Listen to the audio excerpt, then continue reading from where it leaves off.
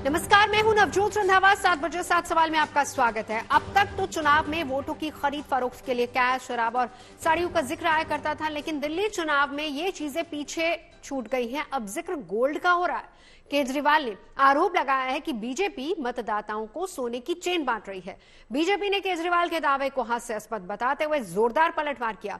हमारे आज के सातों सवाल इसी मुद्दे पर से जुड़े हुए हैं, दिल्ली में चल रहे सियासी संग्राम से ही हैं।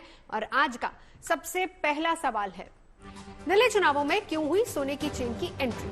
सोने की चेन बांटने के मुद्दे पर दिल्ली की सियासत गर्मा गई है। इधर बीजेपी ने दिल्ली के स्कूलों को किए गए झूठे कॉल के मामले में पकड़े गए आरोपी के सियासी कनेक्शन को लेकर आम आदमी पार्टी को घेरा।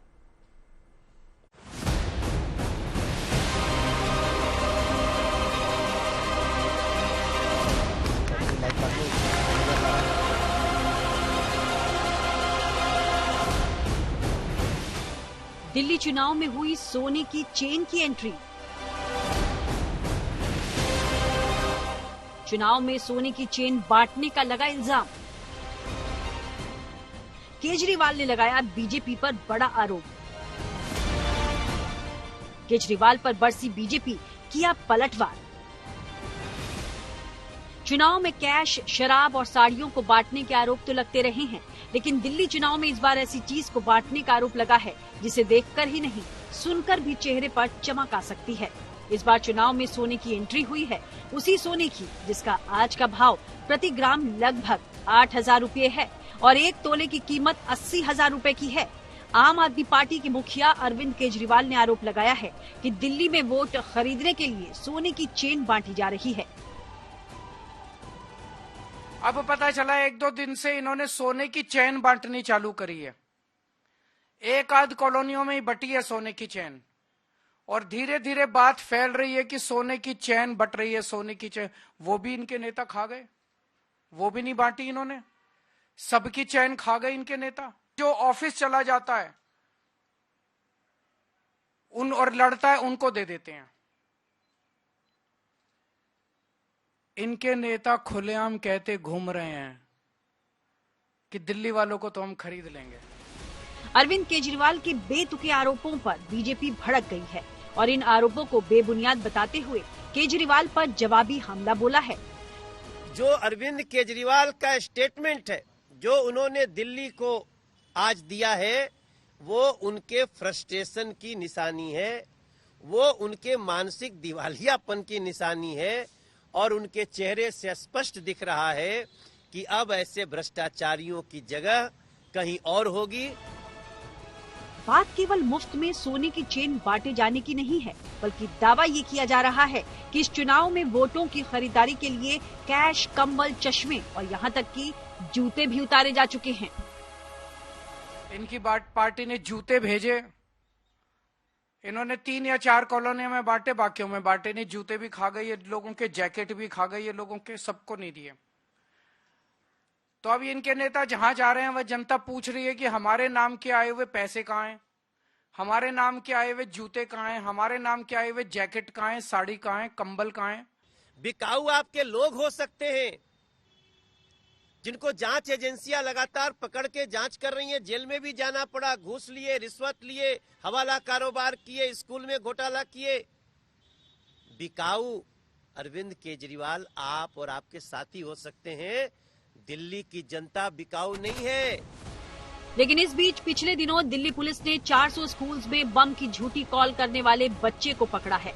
पुलिस के अनुसार इस बच्चे का परिवार एक एनजीओ के संपर्क में था। ये वही एनजीओ है जो अफजल गुरु की फांसी का विरोध कर रहा था। इस एनजीओ की प्रारंभिक जांच की गई तो पता चला कि ये एनजीओ एक ऐसे सिविल सोसाइटी ग्रुप का पार्ट है जो कि जैसे अफजल गुरु की हैंगिंग की लेजिटिमेसी को लेकर प्रश्न उठाता है और अलग अलग मुद्दों पर वो एक पर्टिकुलर पॉलिटिकल पार्टी का हिमायती रहा है, उनका लगातार समर्थन करता है।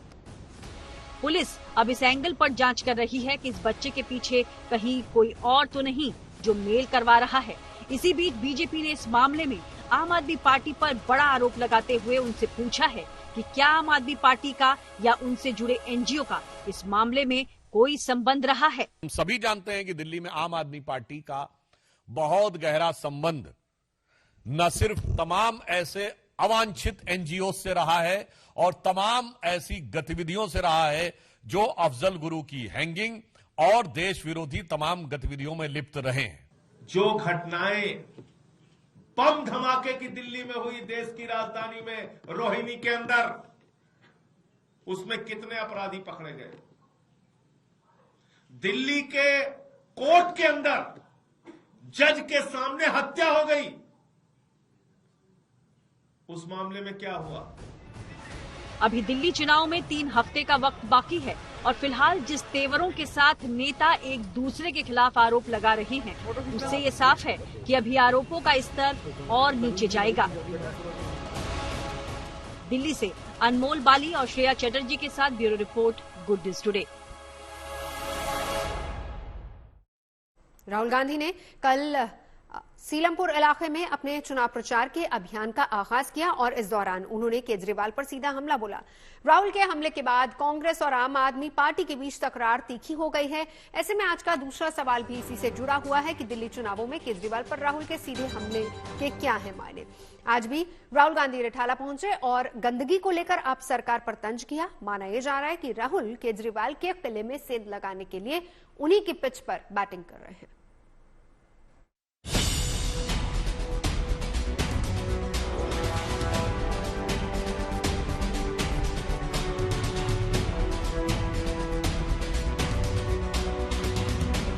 दिल्ली चुनाव में कांग्रेस इस बार मजबूती से चुनाव मैदान में उतरी है। महज चंद महीनों पहले आम आदमी पार्टी के साथ मिलकर दिल्ली में वोट मांगने वाली कांग्रेस इस बार न केवल अपने दम पर वोट मांग रही है, बल्कि अपने इंडिया गठबंधन के सहयोगी आम आदमी पार्टी पर जोरदार हमला भी कर रही है। और इस आक्रामक रणनीति की अगुवाई करने मैदान में खुद उतरे हैं राहुल गांधी।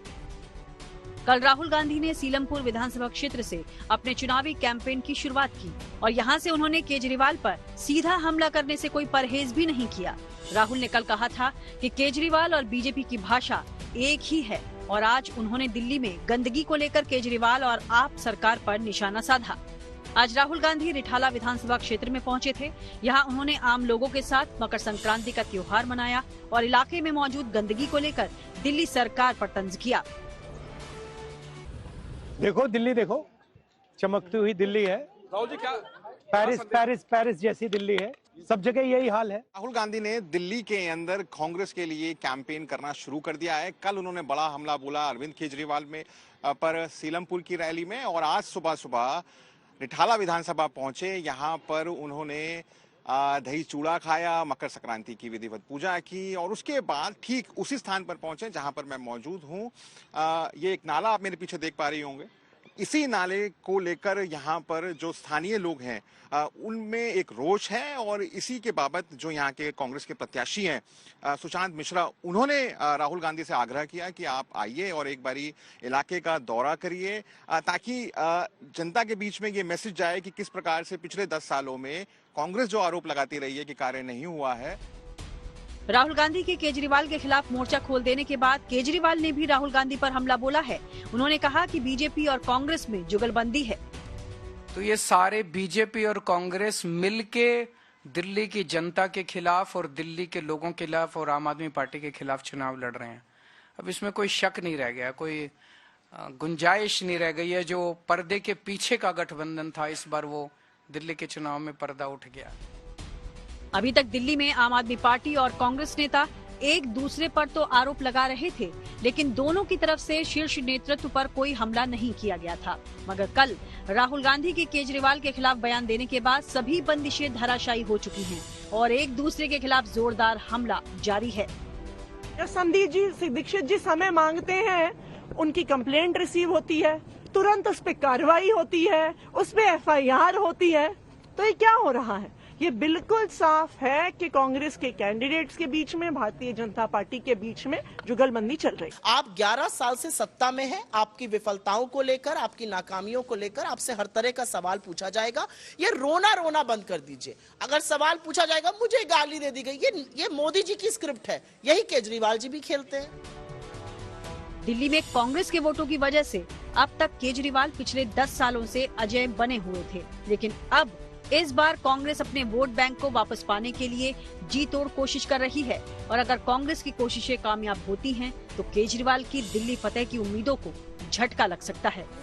दिल्ली से राहुल गौतम, अमित भारद्वाज और मौसमी सिंह के साथ bureau report, good news today.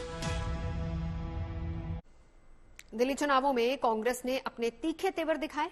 माना जा रहा है कि इससे कांग्रेस अपने उस वोट बैंक को वापस पाने की कोशिश कर रही है जो उससे टूटकर आपके साथ जुड़ गया।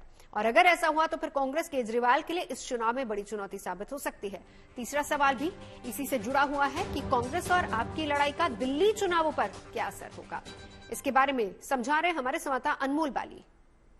और नेता विपक्ष राहुल गांधी के सीलमपुर में दिए गए बयान के बाद आज देखा गया कि आम आदमी पार्टी के संयोजक अरविंद केजरीवाल भी मुखर होकर कहीं ना कहीं कांग्रेस का विरोध करते दिखे।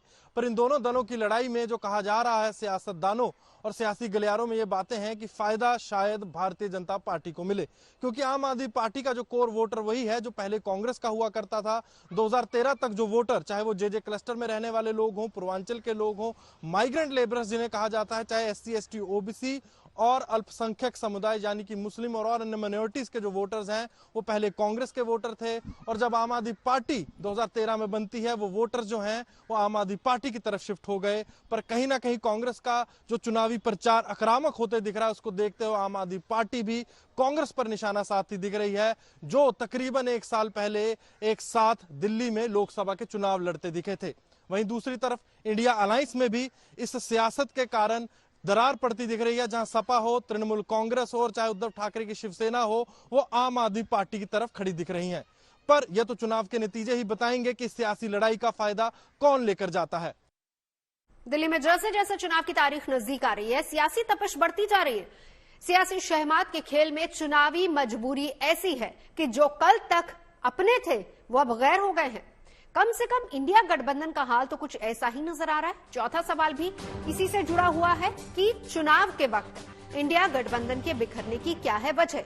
दिल्ली में आप और कांग्रेस के बीच चुनावी झगड़ा है तो जम्मू कश्मीर में उमर अब्दुल्ला प्रधानमंत्री मोदी की तारीफ करते नहीं थक रहे हैं। सवाल लाजमी है कि आखिर इन बदले हुए सुरों की वजह क्या है।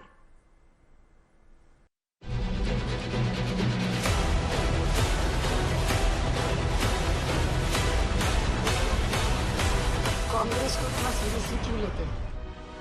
बदले बदले से मेरे सरकार नजर आते हैं, घर की बर्बादी के आसार नजर आते हैं।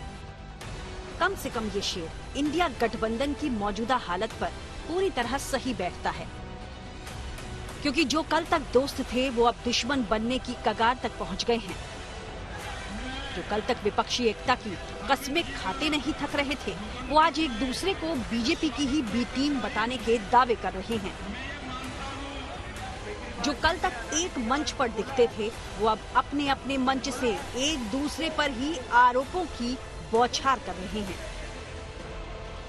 18 जुलाई 2023 को लोकसभा चुनाव के दौरान बीजेपी को उखाड़ने के लिए गठबंधन बना, नाम दिया गया इंडिया।